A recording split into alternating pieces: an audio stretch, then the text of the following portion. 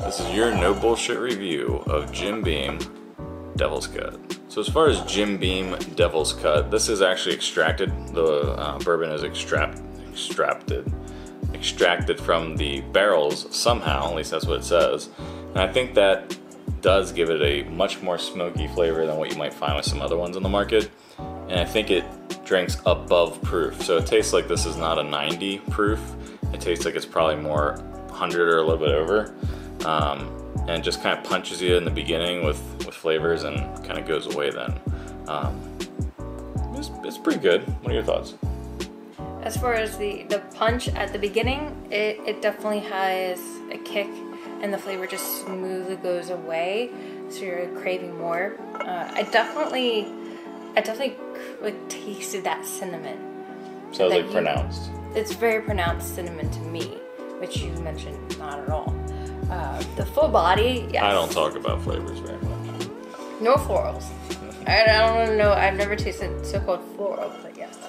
Yeah. As far as let's talk about the stats here. At least my stats. I had a 5 for the sweetness.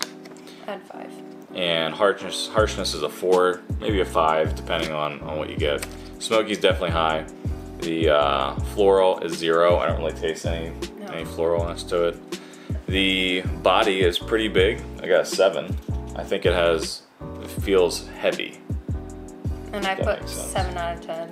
Yeah, so we're on the same page there. Complexity is a 4. I really don't think there's a ton going on with it. It's smoky, it punches you, and it has a big body. But it's not overly complex with lots of flavors, I don't think. I put 6 because of that cinnamon, but you did. That's close though, 4 and a 6. That's relatively close. The price of this is $23, so I think the value isn't really like super high. It isn't like something that I'd be like, oh, I need to go buy that right now for 23 bucks. I'd probably want to buy like a old Granddad Bonded. But what this reminds me of is Wild Turkey 101. I'm not saying it tastes exactly like it, but the profile of the flavors is similar. This has more complexity to it, but that's at least what it feels like as far as the taste profile goes. I would agree. I would compare that, and then the next step up would be Elijah Craig in comparison.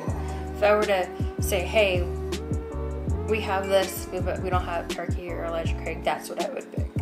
Definitely. Yeah, and the cost for this is about the same as the Wild Turkey, and it's a little bit less than the Elijah Craig. Elijah Craig, I would say, is probably out of those 3 more premium. And the Wild Turkey and I think the Jim Beam are on the same page as far as cost goes.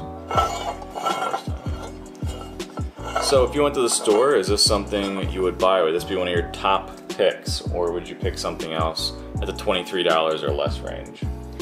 Definitely my top picks. I could be a little indecisive about things, as we all know. But I would definitely pick this out if I were to choose. So you go with the regular old Heaven Hill bourbon. That is a go-to pick for me, definitely. What about the Wild Turkey? Would you go Wild Turkey before you would go with the Jim Beam Devil's Cut? Yes. So you would say, and this is how I see it, the Jim Beam Devil's Cut is something you would try, not necessarily go out of your way to try. No, I would not go out of my way to try. Okay, I can agree with that.